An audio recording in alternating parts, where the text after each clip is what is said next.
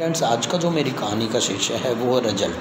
दोस्तों, जैसा कि आपको पता ही है कि आज के टाइम में बहुत ऐसे बिजनेस हैं जो रिजल्ट की वजह से बंद हो जाते हैं, जबकि वो इतना पैसा, इतने संसाधन होने के बावजूद भी, बहुत बड़ी मैन पावर, पढ़ा लिखा स्टाफ, सब चीज़ लगाने के बावजूद भी अपने बिजनेस को किसी कारण बंद कर देते हैं। उनका जवाब यही होता है कि रिजल्ट नहीं मिला। जबकि ऐसी क्या वजह है कि बहुत पैसा लगाने के बावजूद भी, अच्छे संसाधन होने के बावजूद भी वो पैसा उनका काम नहीं आता और उन्हें बिज़नेस बंद करना पड़ जाता है।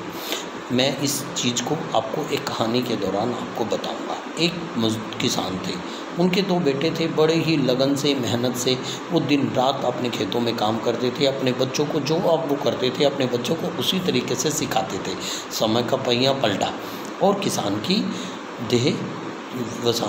देहांत हो गया। तो अब जो जैसे जैसे आपको पता ही है कि हर एक परिवार में अब कोई पिताजी के जाने के बाद उनका बराबर हिस्सा हो गया।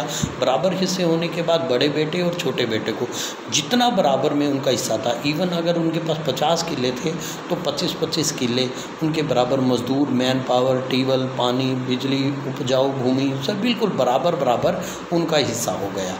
तो जैसे 1 साल, 2 साल, 3 साल बाद क्या हुआ, जो बड़े बेटे का जो उत्पादन था वो बहुत दिन रात तरक्की करने लगा और जो छोटा बेटा था वो उसके उत्पादन में भारी कमी आने लगी।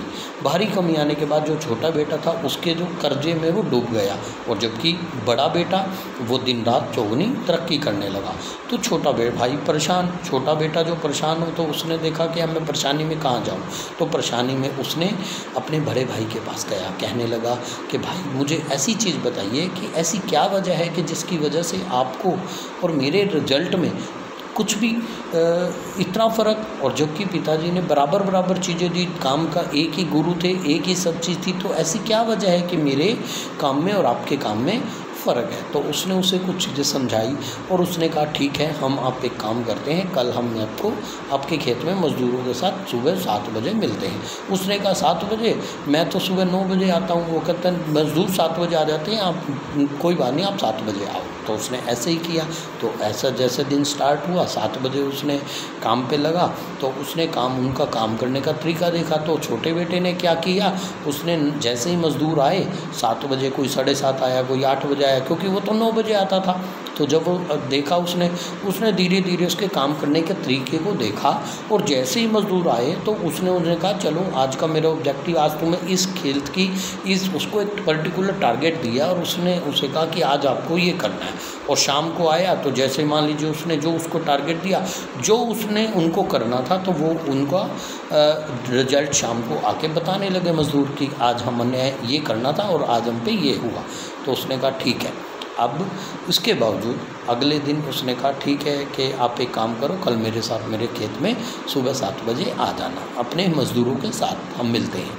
तो उसने ऐसे ही किया, अपने बड़े भाई के खेत में गया। जैसे ही वो खेत में गया तो उसने अपने बड़े भाई ने ये कहा कि आओ आज हम मिलके हम इस जगह की कटाई करेंगे और आज हमें 4 बजे तक, 5 बजे तक ये कटाई करनी है, और मैं जैसे करता हूँ वैसे ही आपने उसको करना।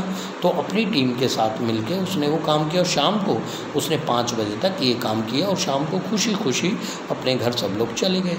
तो रात को जब वो दोनों परिवार में मिले तो परिवार में कहा कि छोटे भाई को पूछा उसने कि क्या आपने सीखा। उसने कहा मेरा और आपके काम का, मज़दूर जैसे काम करते हैं वैसे ही हुआ। वो कहता है एक इम्पोर्टेंट बात आपने जो नोटिस करने की थी वो नहीं की, कि आपने अपने मज़दूरों को एक ऐसा टास्क दिया कि आप उससे अनभिज्ञ थे, आप बिना इन्वॉल्व हुए एक टास्क दे दिया और उसकी वजह से वो रिजल्ट नहीं आता। आप अपने मज़दूरों को कहते हो चलो गाओ काम करो, और इसके विपरीत जो मेरे खेत में जो काम करते हैं मैं उनको बोलता हूँ आओ काम करें, आओ काम करो, चलो काम करो में ज़मीन आसमान का फ़र्क है। और शायद मेरी हिसाब से आपके जो रिजल्ट का कारण है वो यही है। दोस्तों, आप ये बात समझ भी गए होंगे कि अगर अपनी टीम के साथ मिलकर एक ऑब्जेक्टिव पूरा करना है तो हमें उसको ये समझाना चाहिए कि हमें चलो काम करना नहीं बताना, उन्हें कहो आओ काम करो। ताकि टीम आपको बेवकूफ़ आपकी उसकी कुशलता में फ़र्क आ सके।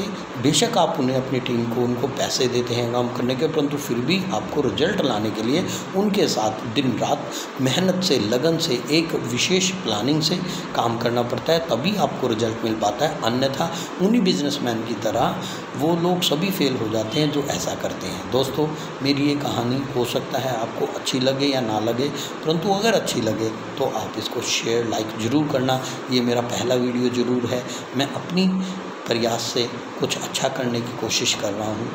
तो उम्मीद है आपको और अच्छी आने वाले समय में कहानियाँ आपकी देता रहूँगा। धन्यवाद। और आपका अपना मोहित शर्मा। Thank you.